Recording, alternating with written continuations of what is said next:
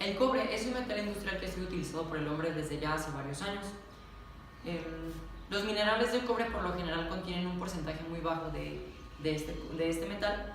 Entonces, para poder producirlo, una primera etapa es una etapa de purificación, donde se concentra este metal y se puede utilizar de esta manera en la industria, de acuerdo a Gartner en 1988. En este caso, la práctica nos proponía que el objeto a utilizar fuera 100% de cobre. Sin embargo, al momento de comprarlo, nos dieron el dato de que este tenía un 90% de pureza y se trabajó con este dato para obtener los resultados. De acuerdo a Toro C, el ciclo del cobre consiste en una serie de reacciones químicas de óxido-reducción, donde al oxidar el cobre en ácido nítrico y disolverlo, se vuelve a obtener este mismo metal. Para esto se recurre a diferentes ácidos, bases o incluso metales para conseguir las oxidaciones o reducciones correspondientes para cada reacción y que se pueda al final recuperar el metal. De acuerdo a esta universidad, en 2016 menciona que cuando un agente reductor no es lo suficientemente fuerte, el agente oxidante no se reduce, por lo tanto requiere de una energía externa que le ayude a completar la reacción y a que se pueda llevar a cabo la reacción. En este caso estamos hablando de calor como energía externa para que se pueda llevar a cabo la reacción, y fue lo que aplicamos en diversas reacciones para que se pudieran llevar a cabo. Se realizaron un total de 7 reacciones, dentro de las cuales pues hubo oxidaciones y reducciones de los reactivos que se estaban utilizando. En este caso, para la primera reacción, se pesó 1 gramo de cobre y se le añadieron 6 mililitros de ácido nítrico hasta completar la completa oxidación del cobre.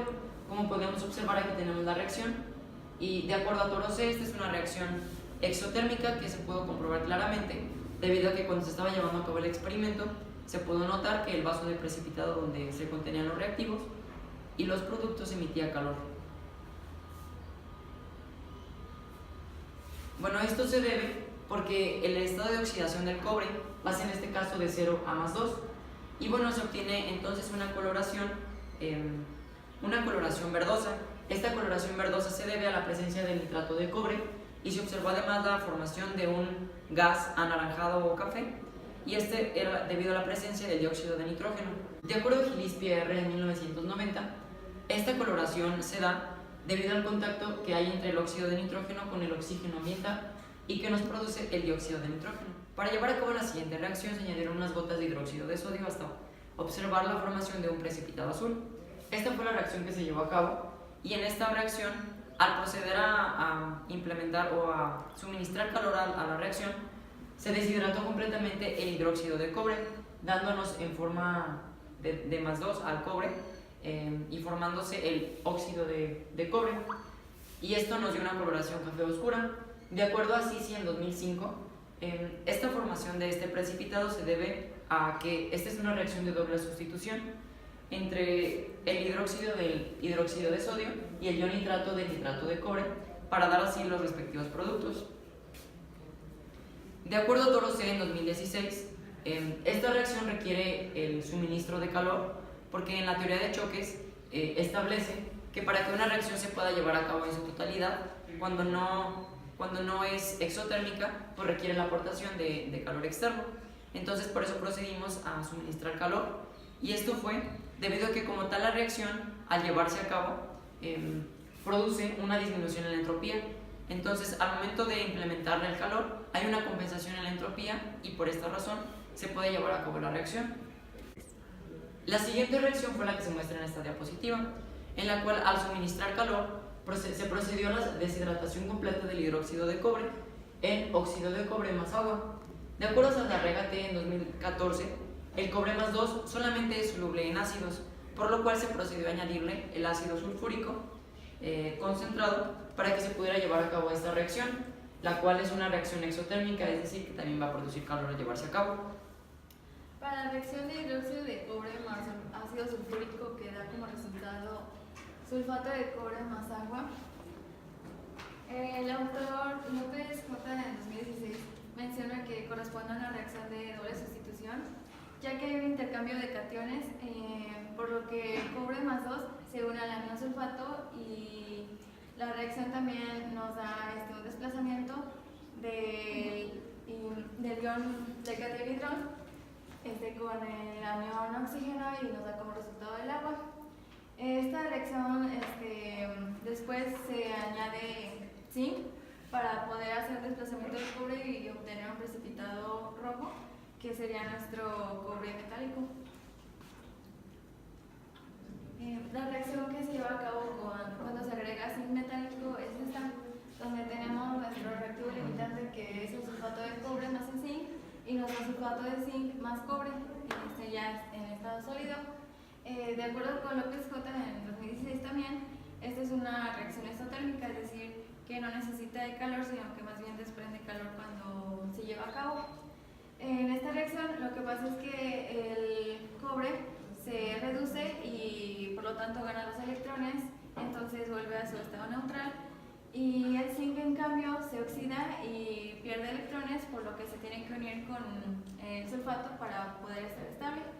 Y bueno, cabe mencionar que es de suma importancia llevar a cabo el balanceo de las reacciones para que todos los cálculos sean congruentes. De acuerdo a Crespo 2017, todas las reacciones químicas deben de cumplir dos leyes primordiales, que es la ley de Lavoisier, que es la conservación de la masa, y la de Proust, que es de las proporciones definidas. En este caso, las ecuaciones que se realizaron fueron para la primera ley, que sería para demostrar que efectivamente lo que entra es igual a lo que sale.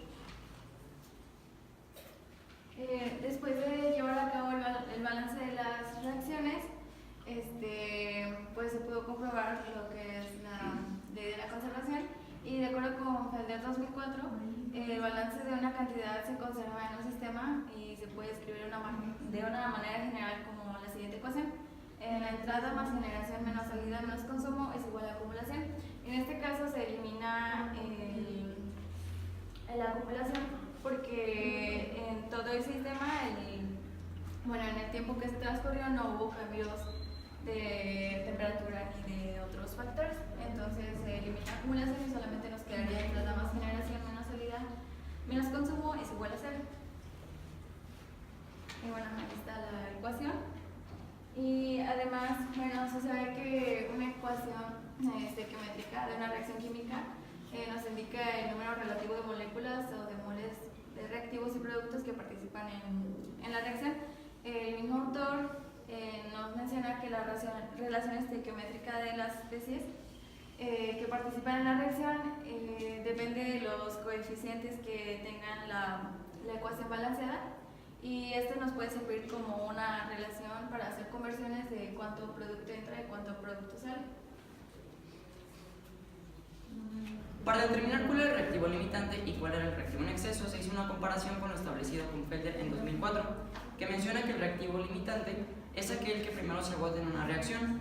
Por lo tanto, entonces se obtuvo que los reactivos limitantes y en exceso para las reacciones que llevamos a cabo fueron los siguientes. Para la primera reacción, tuvimos que el reactivo en exceso fue el ácido nítrico, el reactivo limitante fue el cobre metálico. Para la segunda, el reactivo en exceso fue el hidróxido de sodio y el reactivo limitante fue el ácido nítrico. Para la tercera reacción tuvimos que el reactivo en exceso fue el hidróxido de sodio y el reactivo limitante fue el nitrato de cobre. En el caso de la cuarta reacción no aplicaba porque solamente involucraba un reactivo en la reacción, entonces no se pudo llevar a cabo este cálculo. En la quinta, el reactivo en exceso era el ácido sulfúrico y el reactivo limitante era el óxido de cobre. En la sexta, el reactivo en exceso era el zinc metálico y el reactivo limitante era el sulfato de cobre. Y en la séptima reacción, nuestro reactivo en exceso era el ácido clorhídrico y el reactivo limitante era el zinc metálico. Y bueno, aparentemente fue muy obvio los reactivos que se añadían en exceso, ya que las cantidades que se añadían eran mucho mayores a las cantidades que estaban presentes en la reacción o los que ya se encontraban en el vaso de precipitado, que fue nuestro medio donde llevamos a cabo las reacciones.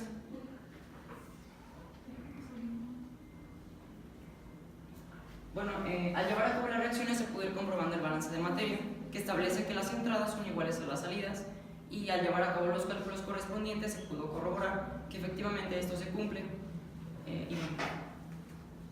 Ya que para la primera reacción se obtuvo un total de 7.3336 gramos de masa que entraron al sistema y de 7.3404 gramos de masa que salió del sistema. Para la segunda y tercera reacción se obtuvo un total de 9.3436 gramos que entraban al sistema y de 10.2333 gramos que salían. Para la cuarta reacción se obtuvo un total de 1.52 gramos de masa que entraron al reactor y 1.5216 gramos que salieron. Para la quinta, un total de 5.1608 gramos que entraron al sistema y de 5.152 gramos que salieron. Para la sexta, se obtuvo un total de 3.9888 gramos de masa que entró y de 3.9888 gramos que salió del sistema. Para la séptima, se obtuvo 7.2001 gramos de masa que entró al sistema y 7.1999 gramos de masa que salieron. Y bueno, con esto se verificó que el balance pues se llevó a cabo y bueno, se puede comprobar también la ley de la conservación de la materia, ya que se mantuvo constante, o bien se preservó la materia que entraba y la materia que salía. Cabe mencionar que las reacciones no se llevaron a cabo al 100%, sin embargo, para realizar los cálculos en esta práctica se consideró que pues, todas las reacciones tenían un 100% de efectividad o que se llevaban a cabo al 100%. Y bueno, en este caso, para la segunda y tercera reacción, los cálculos se hicieron juntos, es decir, se llevaron a cabo pues sí, como si las dos estuvieran involucradas al mismo tiempo.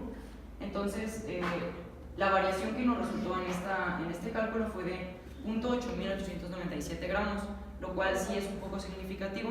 Sin embargo, creemos que se debió a que los resultados o los cálculos, se llevaron a cabo de las dos reacciones juntas. Bueno, en la mayoría de los procesos químicos, cuando se ponen a reaccionar dos o más reactivos, generalmente no se produce solamente un producto, sino que a su vez los productos que se van obteniendo vuelven a reaccionar con los reactivos que aún quedan. Entonces se obtienen productos que no son deseables y bien se generan reacciones secundarias. De acuerdo a Osorio R. en 2015, para determinar qué tan eficiente es una reacción, se utiliza el porcentaje de rendimiento, el cual nos va a decir qué tan efectivo es un ciclo, qué tan efectivo es una reacción. Sí, qué tan efectiva es una reacción, es la reacción que se llevó a cabo. Esta medición va desde el 1% hasta el 100%, donde si llega al 100%, pues nos quiere decir que la reacción es muy efectiva, o bien tuvo un rendimiento pues muy grande y pues bueno, la cantidad de producto obtenido fue más próxima a la cantidad de reactivo que debimos obtener, de acuerdo a los cálculos teóricos. Y bueno, se calcula como se muestra a continuación. El porcentaje de rendimiento es igual al rendimiento real entre el rendimiento teórico por 100.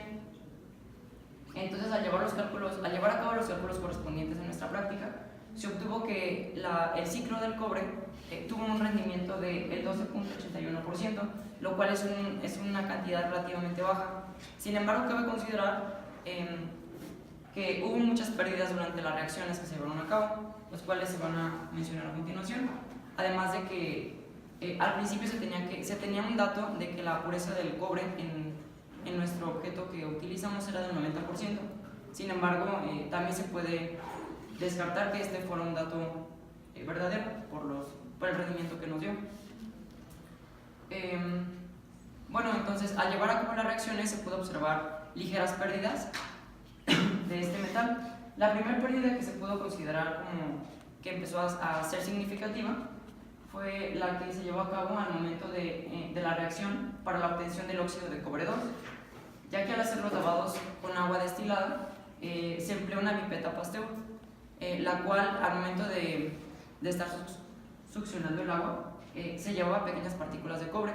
Entonces aquí pudimos notar que empezaba a generar pequeñas pérdidas del metal. Además, al momento de llevar a cabo los lavados, varias partículas o cierta cantidad de partículas se adherían a la pared del recipiente o del vaso de precipitado, y que al momento de colocar el agua destilada se procuraba que hiciera contacto con las paredes para que siguieran las partículas el curso del agua. Sin embargo, muchas veces esto no ocurría, sino que se quedaban adheridos al vaso de precipitado y pues no se incorporaban nuevamente. Y bueno, para esto nosotros propusimos que en prácticas posteriores lo que se pudiera realizar es que se emplee una centrífuga para poder separar correctamente o de una manera mejor o más eficiente el sobrenadante de lo que se está precipitando y que se pueda retirar de una manera más fácil del agua. Otra pérdida significativa se ve reflejada en la última parte del experimento, ya que al momento de tratar de evaporar el agua restante que se tenía en el sistema, se colocó una tapa de papel aluminio, lo que al momento de generar ebullición, al calentarla, esta salpicó en el papel aluminio y se adhirió al papel.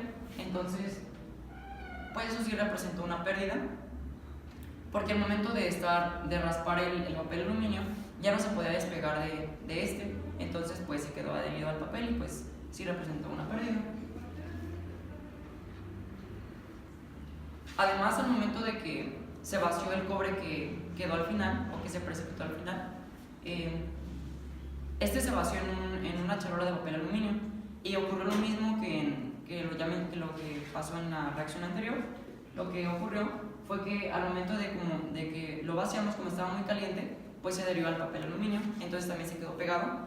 Y lo que hicimos fue vaciar el cobre en un vidrio de reloj, lo cual no fue tan factible porque también en el momento de retirarlo del vidrio de reloj se quedaron restos en este recipiente, bueno, sí.